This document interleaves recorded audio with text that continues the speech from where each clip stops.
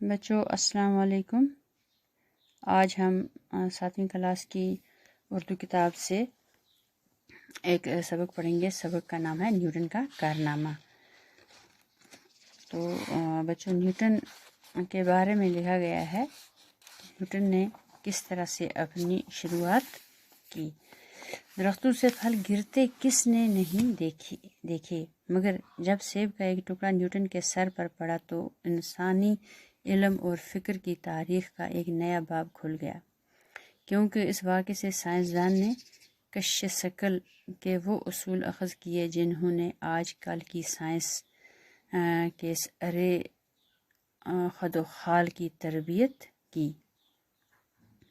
Modern science جسے Galileo اور اس کے پیشروؤں نے اپنے خون سے سینچا تھا، نیوٹن تک پہنچتے ہوئے ایک تناور پودا بن گیا جس کی مزید نشو و نما کو ناسازگار ہوا کے جھونکوں سے کوئی خطرہ نہ رہا۔ نیوٹن کے عہد میں ریاضی، نجوم، ستاروں کا علم اور فزکس جیسے علوم بلوغت کو پہنچے۔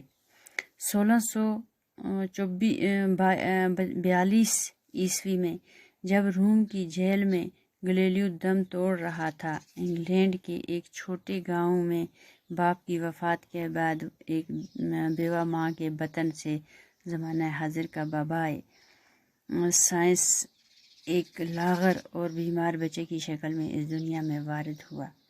ماں کی دوبارہ شادی پر اس کی پرورش اس کی دادی نے کی۔ نئے خاوند کی وفات کے بعد ماں نے اسے واپس بلا لیا۔ اس وقت نیوٹن 14 سال کا تھا۔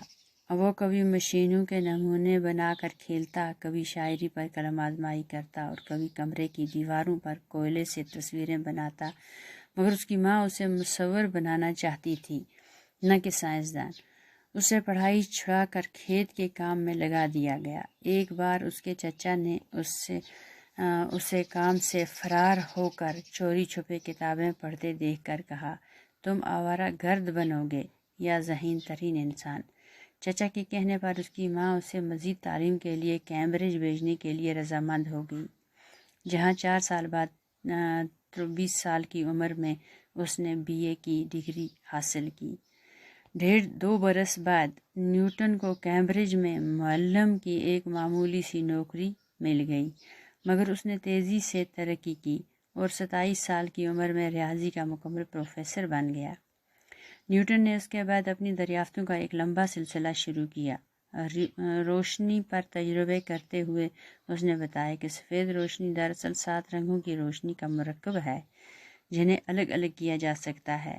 اس نے چیزوں کی حرکت کے بارے میں 3 اصول دریافت کیے۔ پہلا اصول یہ ہے کہ کوئی ساکن چیز تب تک متحرک نہیں ہوگی اور کوئی متحرک چیز تب تک ساکن نہیں ہوگی جب تک اس پر طاقت کا استعمال نہ کیا جائے۔ دوسرے اصول کے مطابق حرکت کی رفتار طاقت کے تناسب سے بدلتی ہے۔ تیسرے اصول میں اس نے بتایا کہ ہر عمل کا مساوی اور الٹا رد عمل ہوتا ہے۔ ان اصولوں نے نہ صرف سائنس کے علم کو ایک نئی وسعت دی بلکہ عملی ایجادوں کا بھی فروغ دیا۔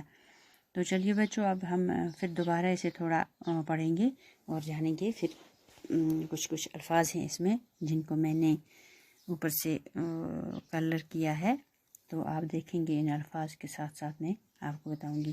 درختوں سے پھل گرتے کس نے نہیں دیکھے مگر جب سیب کا ایک ٹکڑا نیوٹن کے سر پر پڑا تو انسانی عمل اور فکر کی تاریخ کا ایک نیا باب کھل گیا، کیونکہ اس واقعے سے سائنس نے کشش ثقل کے وہ اصول اخذ کیے جنہوں نے آج کل کی سائنس کے ارے خد و خال کی تربیت کی۔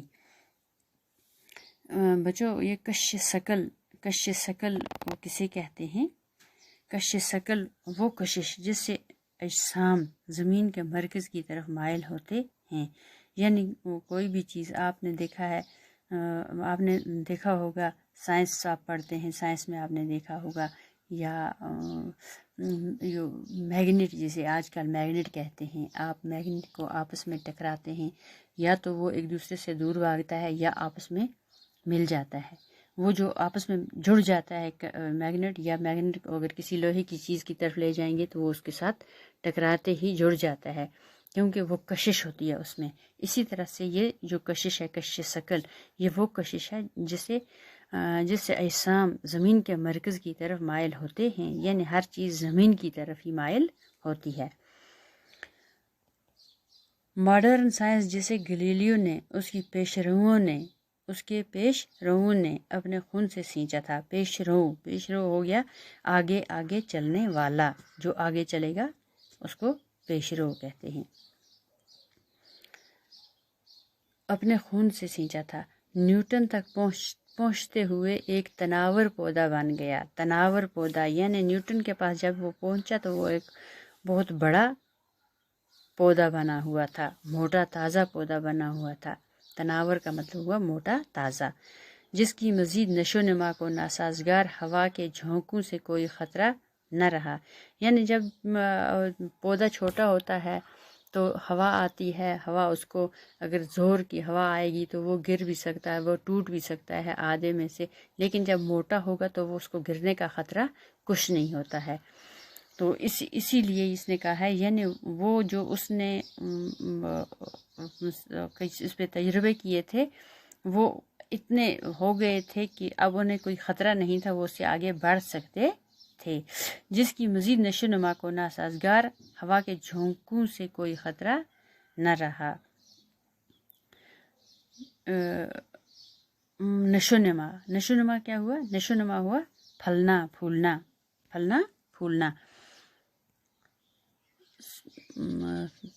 تو نیوٹن کے عہد میں ریاضی، نجوم یعنی ستاروں کا علم اور فزکس جیسے علوم بلوغت کو پہنچے یعنی بالغ ہو گئے، جوان ہو گئے، جوانی میں آ گئے۔ 1642 عیسوی میں جب روم کی جیل میں گلیلیو دم توڑ رہا تھا، انگلینڈ کے ایک چھوٹے گاؤں میں باپ کی وفات کے بعد ایک بیوہ ماں کے بطن سے زمانہ حاضر کا بابائے سائنس ایک لاغر اور بیمار بچے کی شکل میں دنیا میں وارد ہوا۔ یعنی باپ کی وفات، تو گلیلیو جو تھا، گلیلیو مر گیا۔ انگلینڈ کے ایک چھوٹے گاؤں میں یہ رہتے تھے، وہاں اب باپ مر گیا تھا اور اس کی بیوی جو تھی اس کے بطن یعنی پیٹ سے، اس کے شکم سے پیدا ہوا۔ کون پیدا ہوا؟ بابائے سائنس کسے کہتے ہیں؟ نیوٹن کو، یعنی لاغر اور بیمار بچے کی شکل میں۔ لاغر کہتے ہیں جو کمزور ہو، بہت کمزور ہو، دبلا پتلا سا ہو، کمزور ہو، اسے لاغر کہتے ہیں۔ کمزور سا بچہ پیدا ہوا۔ ماں کی دوبارہ شادی پر اس کی پرورش اس کی دادی نے کی۔ نئے خاوند کی وفات کے بعد ماں نے اسے واپس بلا لیا۔ جب اس کا نیا خاوند مر گیا تو ماں نے اسے واپس اپنے پاس بلا لیا۔ اس وقت نیوٹن 14 سال کا تھا۔ وہ کبھی مشینوں کے نمونے بنا کر کھیلتا، کبھی شاعری پر قلم آزمائی کرتا۔ قلم آزمائی کرنا ہوا لکھنا، تحریر کرنا، کچھ چیز لکھنا یا تحریر کرنا، اسے قلم آزمائی کہتے ہیں۔ اور کبھی کمرے کی دیواروں پر کوئلے سے تصویریں بناتا، کوئلہ ہاتھ میں پکڑا اس سے تصویر بنا لیتا تھا وہ۔ مگر اس کی ماں اسے مصور بنانا چاہتی تھی۔ بچوں، مصور کیا ہوا؟ مصور ہو گیا تصویر بنانے والا۔ ماں چاہتی تھی کہ یہ مصور بنے، نہ کہ سائنسدان بنانا نہیں چاہتی تھی وہ۔ اسے پڑھائی چھڑا کر کھیت کے کام میں لگا دیا گیا۔ ایک بار اس کے چچا نے اس سے کام سے فرار ہو کر چوری چھپے کتابیں پڑھتے دیکھ کر کہا، تم آوارہ گرد بنو گے یا ذہین ترین انسان، یعنی تم یا تو بد چلن ہو جاؤ گے۔ آوارہ گرد ہو گیا بد چلن، جو گھر میں خیال نہ رکھے، مارا پھرنے والا، ادھر ادھر جائے، تو اسے کہتے ہیں آوارہ گرد یا ذہین ترین انسان۔ چچا کے کہنے پر اس کی ماں اسے مزید تعلیم کے لیے کیمبرج بھیجنے کے لیے رضامند ہو گئی، جہاں 4 سال بعد 23 سال کی عمر میں اس نے BA کی ڈگری حاصل کی۔ 1.5-2 برس بعد نیوٹن کو کیمبرج میں معلم کی ایک معمولی سی نوکری مل گئی، مگر اس نے تیزی سے ترقی کی اور 27 سال کی عمر میں ریاضی کا مکمل پروفیسر بن گیا۔ ریاضی میں نے اوپر بھی پڑھایا آپ کو، ریاضی اصل میں آج کل ریاضی کسے کہتے ہیں؟ جیسے آپ پڑھتے ہیں میتھ، آج کل آپ میتھ کے نام سے جانتے ہیں زیادہ تر، کیونکہ انگلش میڈیم چل رہا ہے، آپ کہتے ہیں میتھ پڑھنا ہے جی، تو اس کو اردو میں ریاضی کہتے ہیں۔ نیوٹن نے اس کے بعد اپنی دریافتوں کا ایک لمبا سلسلہ شروع کیا۔ روشنی پر تجربے کرتے ہوئے اس نے بتایا کہ سفید روشنی دراصل 7 رنگوں کی روشنیوں کا مرکب ہے، یعنی 7 رنگ جڑے ہوئے، مرکب ہوا جو جڑا ہوا ہو، جنہیں الگ الگ کیا جا سکتا ہے۔ اس نے چیزوں کی حرکت کے بارے میں 3 اصول دریافت کیے۔ پہلا اصول یہ ہے کہ کوئی ساکن چیز تب تک متحرک نہیں ہوگی اور کوئی متحرک چیز تب تک ساکن نہیں ہوگی جب تک اس پر طاقت کا استعمال نہ کیا جائے، یعنی وہ جو ساکن ہوا رکا ہوا اور متحرک ہوا حرکت کرنے والا، یعنی حرکت کوئی چیز تب تک نہیں کر سکتی ہے جب تک اس پر کوئی طاقت استعمال نہ ہو۔